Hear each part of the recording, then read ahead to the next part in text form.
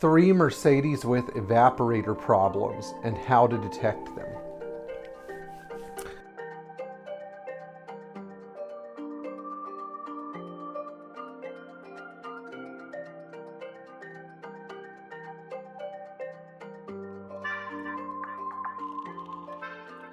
Today we're going to talk about the 3 most common chassis that have evaporator problems on classic Mercedes and how to detect them, because summer is almost here.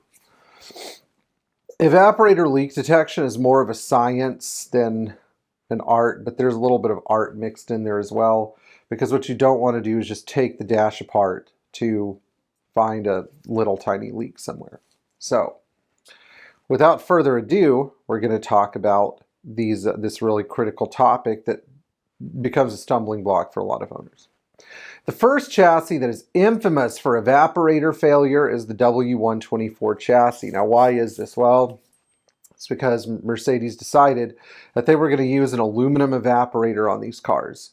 And the aluminum evaporators were, I would say they were less durable than the old copper or copper alloy evaporators that were used on previous chassis like the 123 or 116, which almost never have problems. How to know if your 124 evaporator is failing? Well, the first sign is that you're going to find green oil under the middle of the car. Why? Because the AC will have belched PAG oil out of the evaporator and it will have drained through the drain tubes for the evaporator, which dump condensate everywhere. This sort of problem is I would call it a harbinger of massive evaporator failure. So if you start to see green oil accumulating on the inside of the transmission tunnel of the car, then you know that you're really in for it. Now, a second chassis that has evaporator problems is the W124 and the W126 chassis. These problems, unlike the 124, which supposedly had them all the way from start to finish, really only began to appear in 1986 and seem to be most common on diesel and 6-cylinder models, although 8-cylinder models are not exempt. The most frequent years of evaporator failure seem to be the 1986 and 87 model year cars. But any model year is possible, and I've had to replace evaporators in all kinds of 126s. Now, evaporator failure in a 126 is a little different than evaporator failure in a 124, because what you have is you have a manifold cluster of lines that are made of copper that are welded into, they're pressed and welded into an aluminum evaporator. And where these two dissimilar metals come together is where you get the greatest propensity for leakage. Not only this, but it can make the leaks more difficult to detect. So on the 126, in order to really get in there, you have to pull the left side transmission tunnel cover, which is a gray piece of carpet that covers the tunnel. You have to pull the lower dash panel, pull the gas pedal out. There's one screw that holds it, and you can slide this cover forward, and then you can find the evaporator drain tube. Using a black light, you can look in there for traces of green PAG oil if your car's been converted to 134 and has green PAG oil in it.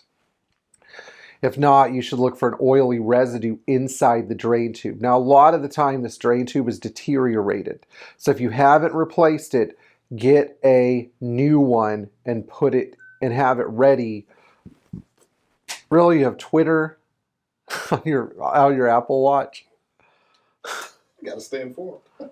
Informed about what? Like what kind of baby? What kind of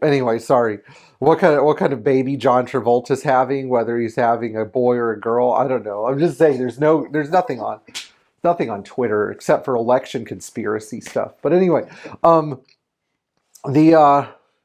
funny part about this whole evaporator sequel, sorry guys, I can't help but get distracted sometimes.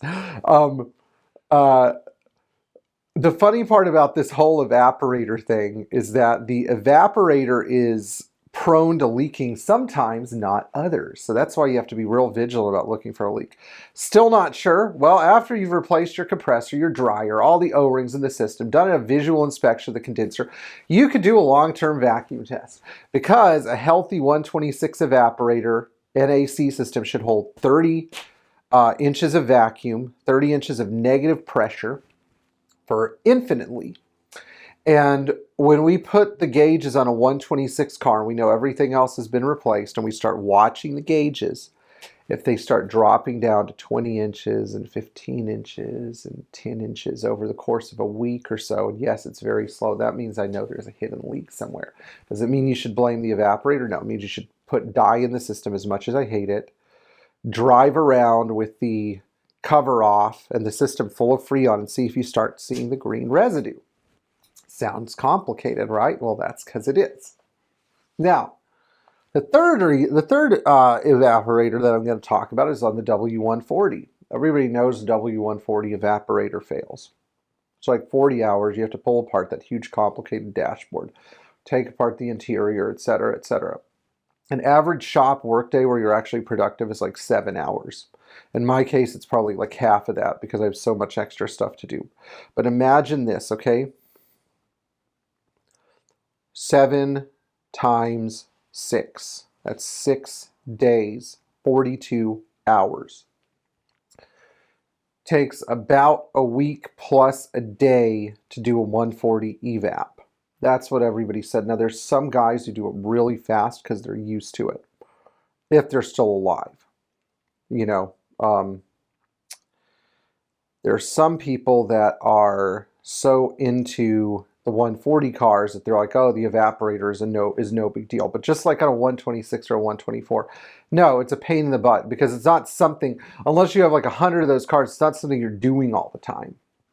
At least not something that I'm going to do all the time. You know, it's not a job that we get in here every week where it's just like, oh, no big deal, change the evaporator. No big deal, no big deal, no big deal. When somebody says no big deal,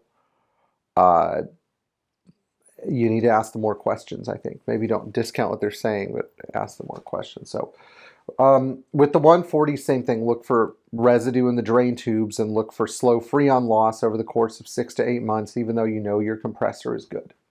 All these cars, by the way, have Nippon Denso compressors, which are good compressors, but when they get to be older, they are leak prone. So don't say, oh, it's the evap, until you put a compressor in. They're not that expensive. It's a cheap diversion, okay? All right. If you like this video, please like, share, and subscribe. Tap the bell for notifications. And if you have done your own evaporator, let everybody else know, because maybe you should think about opening a Mercedes repair shop. In the meantime, thanks to all of our Patreon supporters, and we'll see you in the next video.